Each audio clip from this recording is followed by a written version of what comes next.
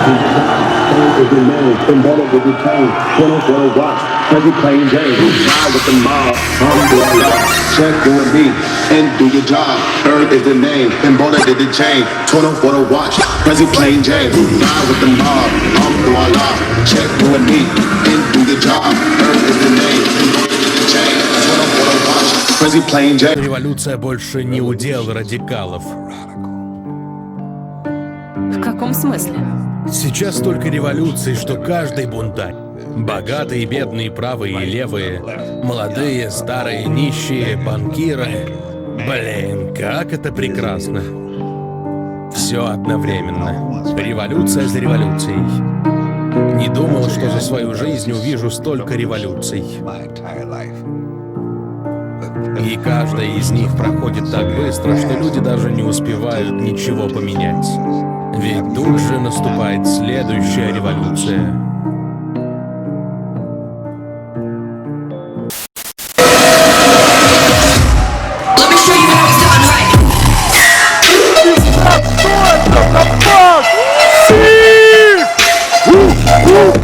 Братан, разъебись вот эти. Oh my god. That's a noise.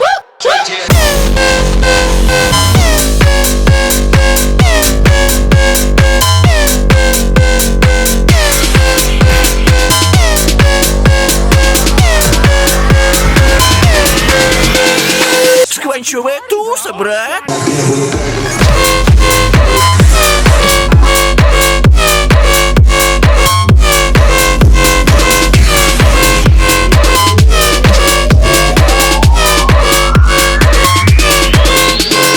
Обманочка, фиг там, моя новая фраза — это «мне на все пох».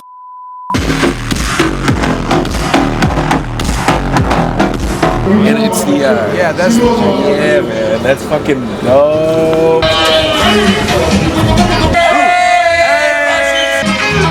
И вместе с ними все остальные. Петр, давай вот эту хуйню, как она делается. Ать.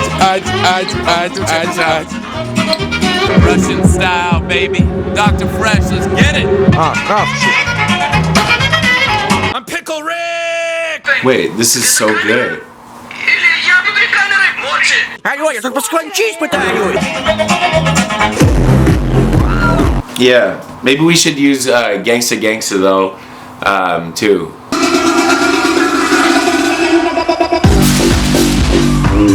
Russian style is I think this is just the beginning, man.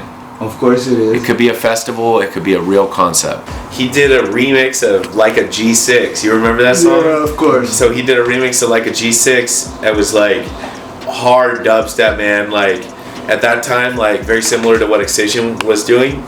And it's like 2010. And then I met him at EDC 2 years later when I was writing for a blog. And it was a funny story. So we're in Las Vegas, and we're getting on the artist bus, because I was not DJing at EDC 2012, but I was interviewing all the DJs for the blog I was writing for. And so I'm in line for the bus, but they didn't send enough buses. It was like too late, and so the wait was 2-3 hours. And so I was like, yo, you get it, right? He's like, yeah, man, Tanner. I'm like, Tony. I'm like, yo, fuck this line. I'm like, we got 20 people. You want to rent a limo? So the head of Dimmock Records, Steve Aoki's like label manager, me, Getter, and like 20 of our friends got like 2 big things of Jack Daniels. Like 20 of us paid $400, and we got a limo to EDC from the Cosmopolitan. And like, we had a great fucking night, man. And so like, I see Getter from time to time, and it's always like, you know, we play festivals together and, you know, hang out, have a smoke, chill. Thanks, bro. Здравствуйте, а можно 5 человеков, пожалуйста? Yeah. So in America, do you feel pressure like from the society, from family about your age? Like you're already 25, you need to make 28. Yeah. Like I mean, in 25 you need to make wife, and when you're 30 you need to make kids. When you're 35 you need to make career. Do you have this pressure, or you feel completely free from the stereotypes? In America, that pressure exists. I don't have that pressure though. My mom is my only immediate family, and she's so supportive of what I do. Even my aunts and uncles, you know, they didn't understand until it became my career and I started traveling around the world.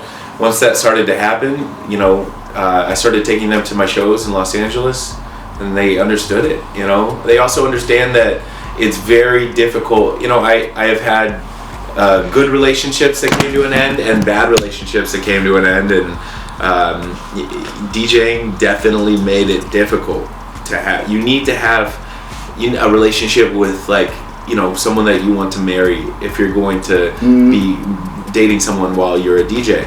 You know, it is very difficult. You know, I think my mom wants grandchildren, but she's not pressuring me. When I was in college, university, you know, they my family was, you know, kind of pressuring me to, like, you know, find a, like, okay, so what do you really want to do? What do you really want to be? I said, I really want to do this. So No. I got a job outside of university doing marketing and PR for some different companies and electronic music. Hard work, maybe. It was like I was doing 2 to 3 different jobs at once, and all from home though, all from my computer, so I could produce at the same time. And I was also a resident at 2 different places. So, you know, it took me. It was like once I proved it to them, they just, you know, I got their blessing. Right. But man, I have Your father, what he think? my father passed when I was in university, and he, you know, it's funny. No, it's okay. It's a good story. He always thought the DJ thing was, you know, just a hobby, but right before he passed, I got a job working for Flo Rida's producer at Atlantic Records, and I have the good fortune of saying that I got my father's blessing. I remember, like, burning DVDs of the Ali G show. Yeah, bro. I used to have quite a DVD collection, man. Like I said, I went to a boarding school, and you know, some people have some movies, other people have other movies. We trade all our movies, you know. So your movie collection goes huge, and then eventually, you know, computers got fast enough, you know, to download the stuff. Download all the stuff. This is, you know, before streaming. But my favorite TV shows, like when I was, you know, age like 10 to age 15, would be South Park, Ali G, Andy Milonakis, and Chappelle's Show. Those are my favorites. James, bitch. I'm Rick James, bitch. What is the person you would like to get high with? Seth Rogen. It would be great. Oh my God. Белый, который на уровне куриц с черными. The white one who smokes at the level of the black one. Yeah, For black sure. person. Oh shit. Yeah, that's some trippy stuff.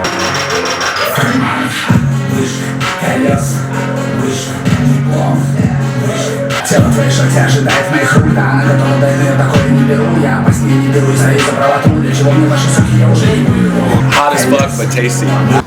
I had a similar situation come up. Well, I was trying to get the account name for my record label, and I fucked up because I contacted him from my account. This guy wanted. I was like, hey, a similar proposal. I started off with 500. I was like, hey man, or no less. I think I was like 250 because the guy, from his picture, it was just like him and his kids, and it was the prescription, just the prescription, and he was like.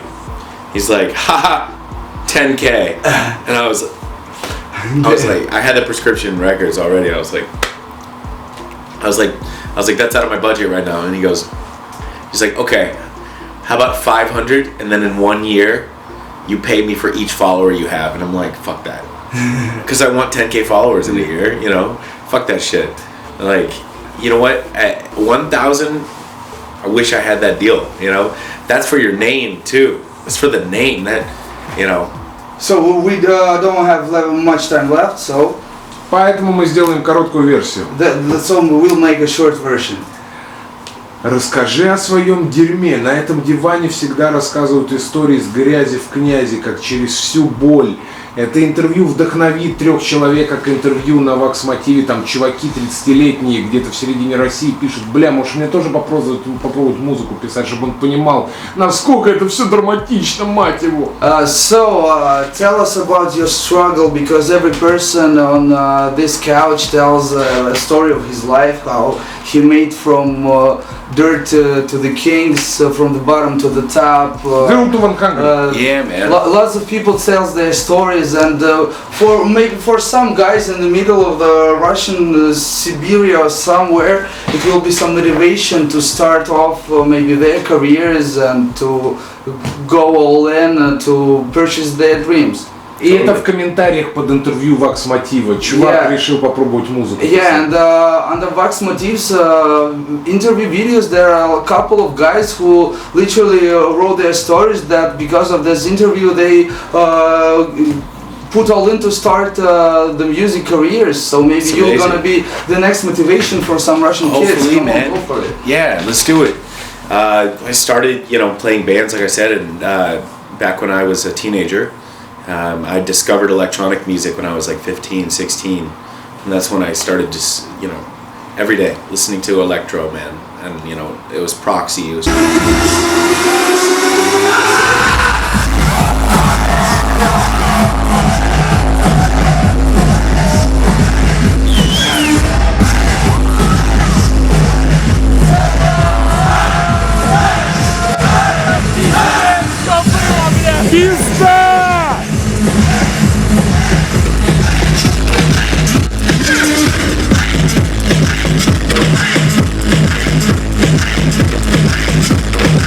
Justice, it was the Bloody Beetroots, it was Crookers, and for me, it was by 2008, I knew that it was my dream to become a DJ.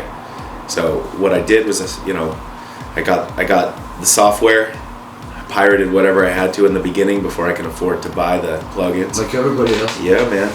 And then, so I was living in a small town. Originally, San Francisco is where I'm from, but was living in a small town when I was 18, and so then I got to move to LA to go to university there. I know no one in music. I had no connections in the music industry, but I love Steve Aoki. I love the Bloody Beetroots, and his record label Dimmock Records was based in Hollywood. So what I did is I spent a few months searching for every email address I could find anywhere online, like whether it was from any person, Info, contacts, any contact at Dimmock. I emailed 8 different people. The 8th person said, come in for an interview. I came in for an interview. They loved me. I got an internship with Steve Aoki's record label. And from there, I then went on to become a resident at some top 40 clubs, playing, so from 2010 to 2014, I was a resident playing top 40 in Hollywood. And that's really where I got a lot of my DJ experience, man. I played before I even started Dr. Fresch, I played about 300 club shows. And so it gave me a lot of experience, man. Starting with Dimmock, and then I went and I was an intern and worked for a management company that did Chad Hugo from the Neptunes, and Roger Sanchez, the house DJ as well. And then I started blogging, wrote for music blogs. I realized that that's the way that artists blew up. So I would meet these guys at shows who wrote for these blogs, and just bug them, like, let me be a writer, let me be a writer. Eventually they said, okay, write us an article about this new release. Like, I think it was Michael Calfan at the time dropped something on Axwell's label, and I wrote an article, they loved it. So I then started blogging for Hardfest, and then I started blogging for Data Transmission in the UK. And I at that time was also working for an events company in LA, and I was the guy that picked up the DJs at the airport and drove them to the festival. So I got to hang out with Steve Aoki, I got to hang out with Cut Copy, well, Steve obviously the internship, but New training, muscle, все это, коммуникации. So you're gaining muscles in terms of meeting people, gaining communication skills. man, I'm an outgoing person. I was going to Hollywood 3 to 4 days a week from 2009 to 2014, and I was, meeting every single person I could, man. By 2012, I landed an internship as an assistant for the producer for Flo Rida and Jason Derulo at Atlantic Records, and so that was huge for me, man. And it was crazy at that time. Also, they brought in Loudpack. It's no more, but the trap DJs. They brought them in, and Loudpack, started teaching me about. Many names gone. Yeah. And now Loud Pack is Kenny Beats, who produces for Vince Staples and Rico Nasty, and many others. But like, yeah, man, that was like a huge fucking deal. I was at a major label. I was the bitch, right? I was the guy. I'd go get, like, they brought fucking, you know, Nelly was in the studio and I had to go get $500 of sushi. You know, I was that guy. I was running around picking up food orders. I was taking keyboards and getting them fixed. And, but Champagne on the floor, maybe? I was the one who was cleaning it up, man. Yeah. You was the one who were picking money off the rappers, yes. threw them in the air. And it was fun work. It was like easy work. You know, I was just running errands, and I got to produce during the day, but the hours were crazy, man. I eventually had to stop. It was like 2012, around the time, like I said, my father died. But so it was like a period of time where that happened. And they like took me in, and they're like, you know what? After that happened, they're like, your family, like, and it was crazy to have these big producers like telling me, like, you know, we're here for you. The hours were nuts though. I couldn't possibly continue with university. It got to be too much because they wanted me to show up at the studio at 11 in the morning and I would leave at 4 a.m., 5 a.m. So I was there for like, you know, 18 hours a day. Like, it was too much, man, because I had university classes. I wanted to finish school. I was determined, you know, I had to finish university. I wanted to, you know, my plan was if I didn't become a DJ, I was going to be an artist manager. I was going to manage DJs. So I wanted to, like, you know, do what I could. When I graduated, at this point, I had launched Dr. Fresch. I had also launched a record label too. My last year at university, my first record label was called Prep School Recordings. And with that label, I knew so many DJs in LA. I didn't have money, but I had an idea to create a company. And I was like, there's so many music blogs. What's something else I could do? And I was like, you know what?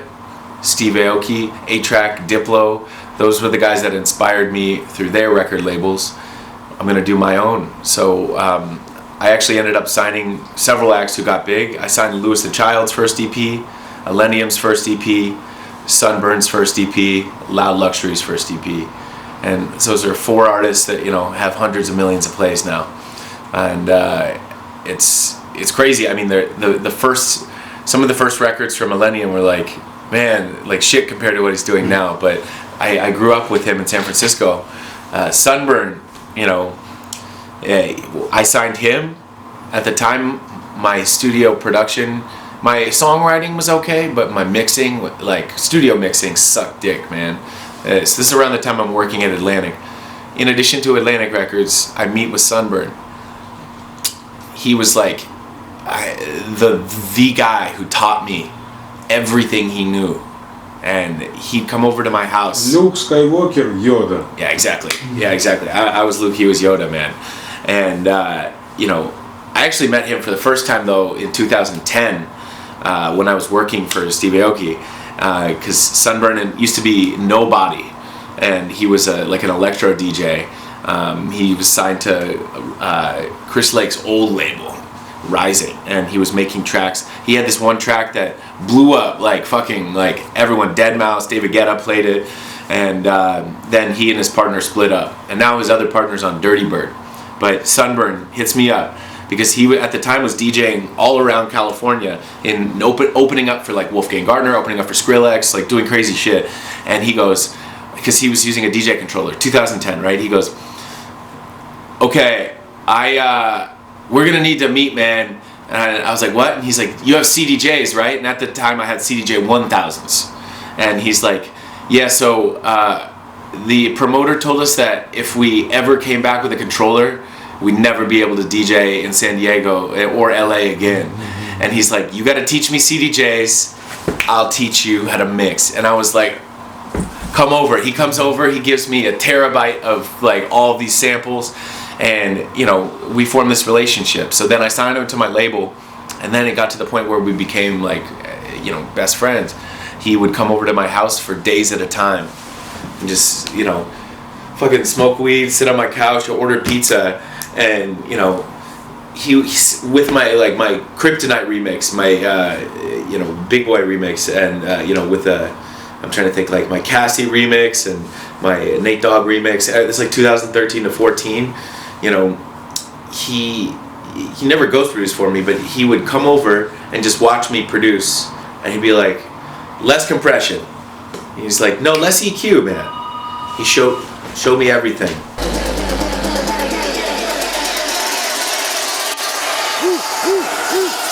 Let me tell you how I come through with the 1-2, kicking shit like kung fu.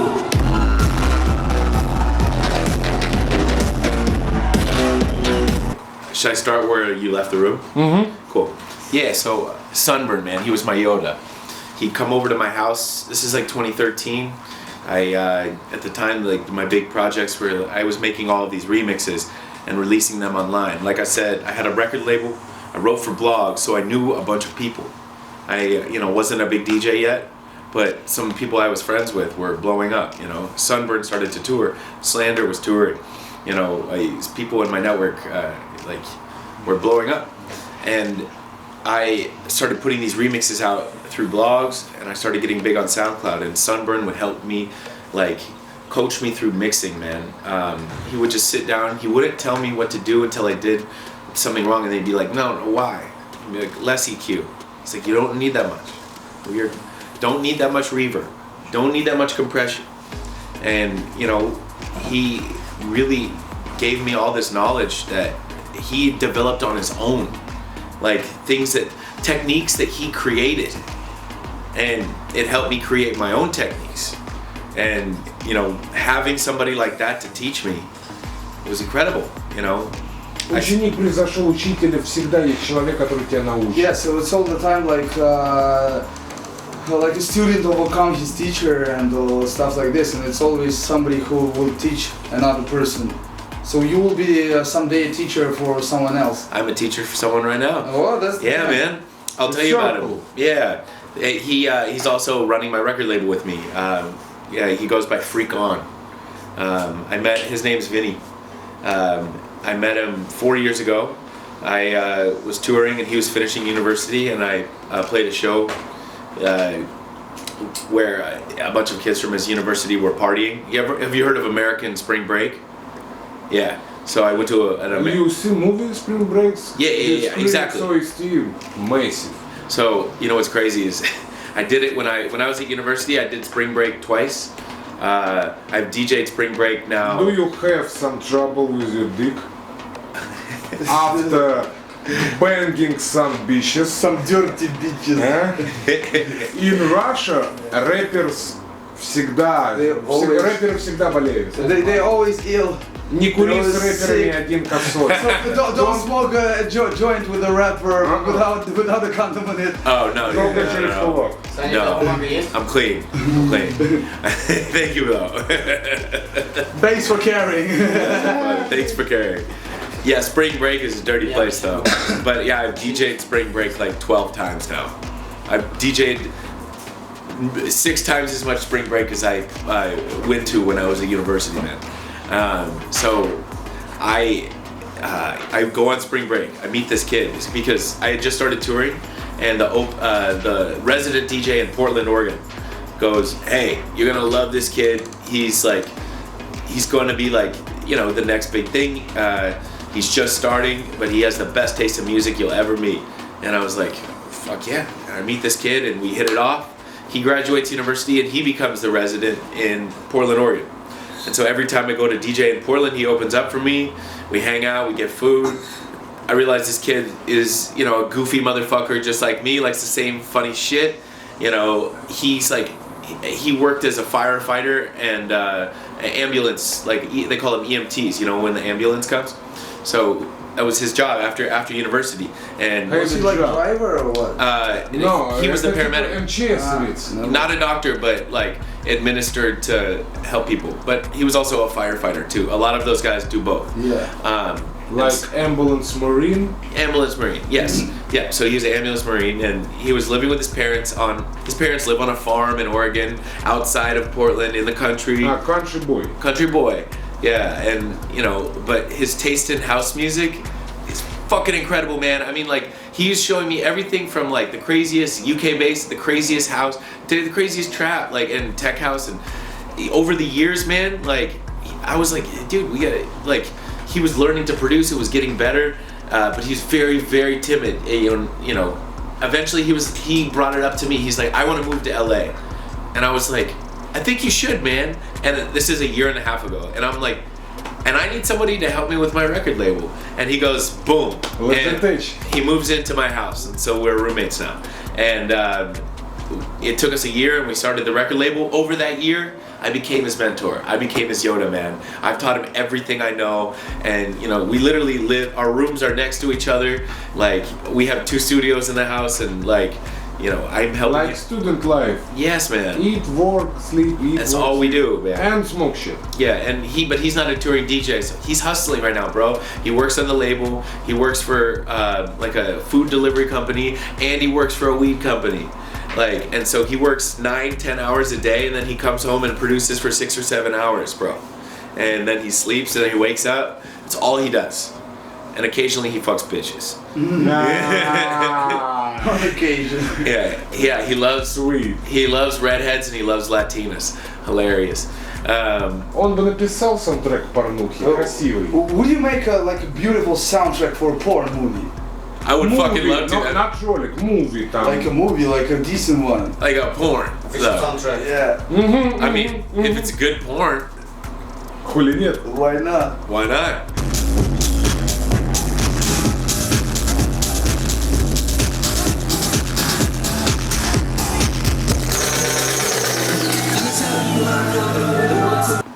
Если бы он был супом, то каким? If you would be a soup, what soup would you be? Yeah, that's a great question, man. Well, definitely not tomato because I'm allergic. No pomodoro. That's a very good question. Maybe a French onion, man, because I've got like a really fluffy, delicious layer on top, but underneath there's a lot of complexities. Yes. You know, there's like chunks of bread and like an onion flavor, but the cheese, you know, French onion soup? Of course. Yeah. So the cheese is the layer on top, but there's a lot more than just a big fluffy motherfucker. That was beautiful. Yeah. Но коль он красиво так сказал слово motherfucker, то его любимый фильм Тарантино. So you said the word motherfucker so intensely. So what's Tarantino your favorite movie? Hey, Pulp Fiction, bro, obviously. It was like growing up, like when I was 14 maybe I saw it for the first time. Fucking loved it, man. I enjoy the other Tarantino films, you know, like big fan of Kill Bill 1, fan of Reservoir Dogs. You know, it's Pulp Fiction is just a league of its own, man. You know, it's the kind of movie that you want to watch over and over again. I haven't seen it in 4 or 5 years though, because I watched it maybe every month for like 10 years. I just put it on. It was like my go-to.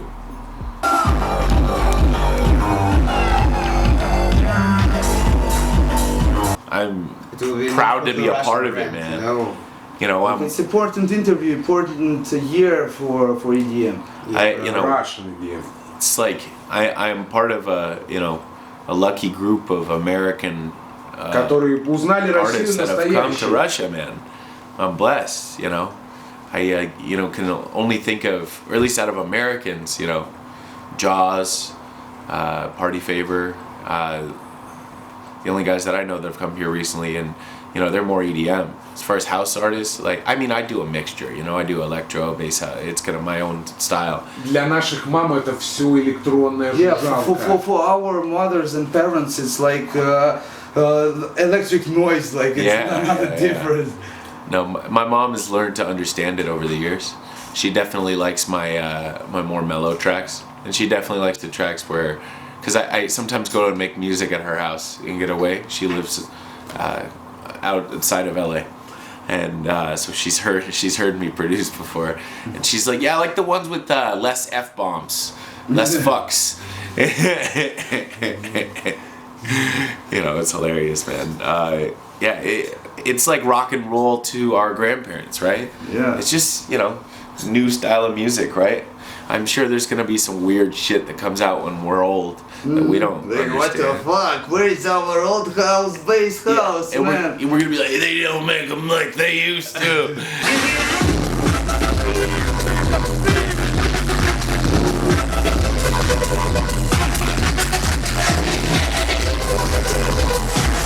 Right now, the most important thing, because we've reached this point where, you know, in the EDM world, it's oversaturated, right? So many artists, so many styles. I can't think of, you know, a new genre that came about recently. So it's most important to be unique. And I mean, like, in terms of sound design.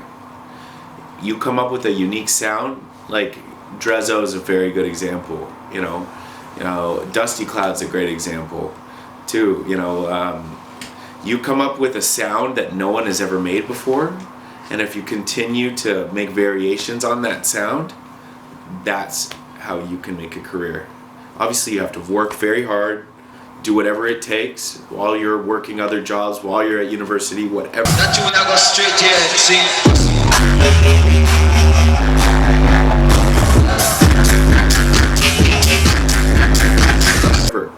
But that's, you know, understood. Beyond that, you know, you can create you can take an art and make it a business if you have something that no one else has, you know? Like, it's like, if you think about it in another world, like Off-White created these symbols and they keep using these symbols that people love over and over. Supreme, you know, the BOGO, so iconic. Like, with like clothing, music is the same, especially now. I might not be the best example for this, but I started producing at a time when there were a lot less producers. So for me, I've made many styles over the course of the years, but you know, I took different steps because it was easier to start if you were in LA 10 years ago. There weren't as many DJs. Now, there's so many DJs. If you create something no one's heard, you can make it happen. Go get it, bro.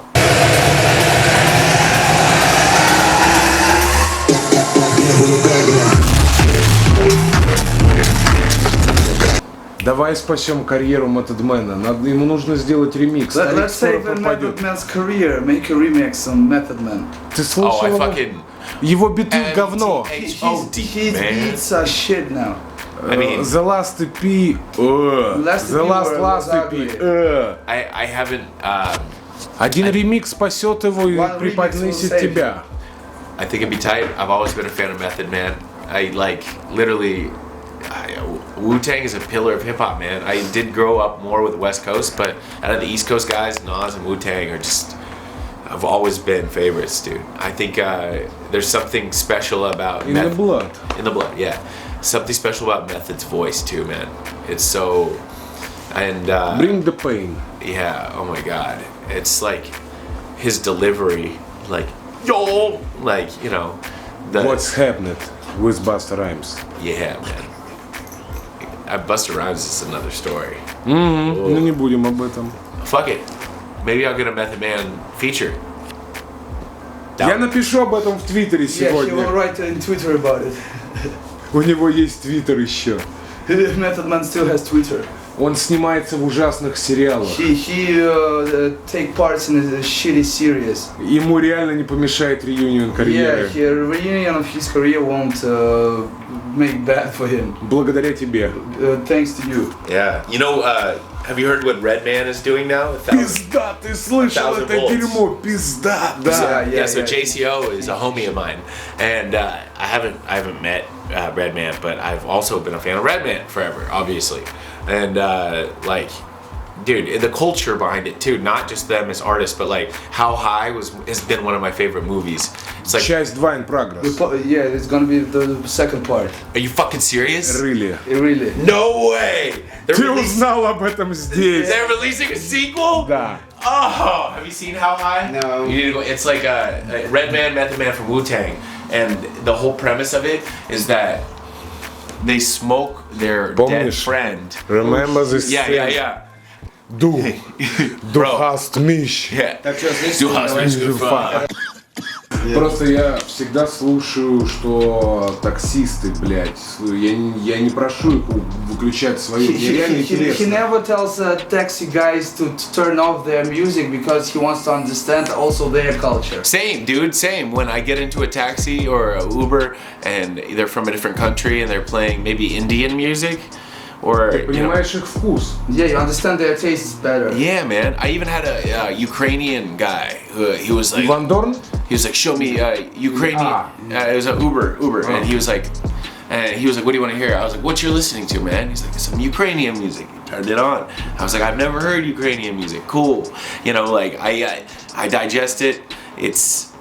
I listen to so many of my, you know, when I travel, like maybe I tend to listen to, you know, the same hip hop playlist over and over, and then I change them out every couple months.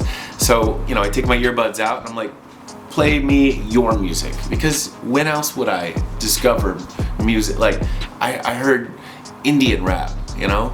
I haven't looked for Indian rap. Now I'm gonna look for that, you know. It's cool.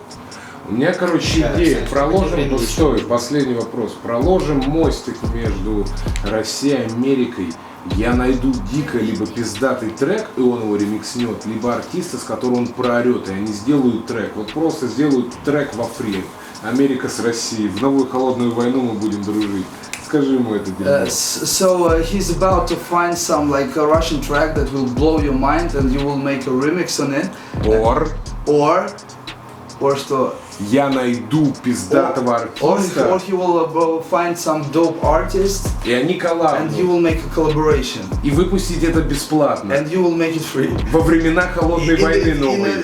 In a time of new Cold War, so you will create a new piece.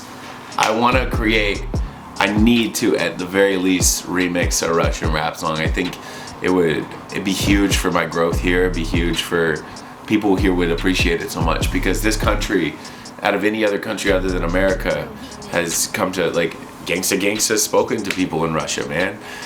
I think it'd be special if I created something that was like that, but in Russian.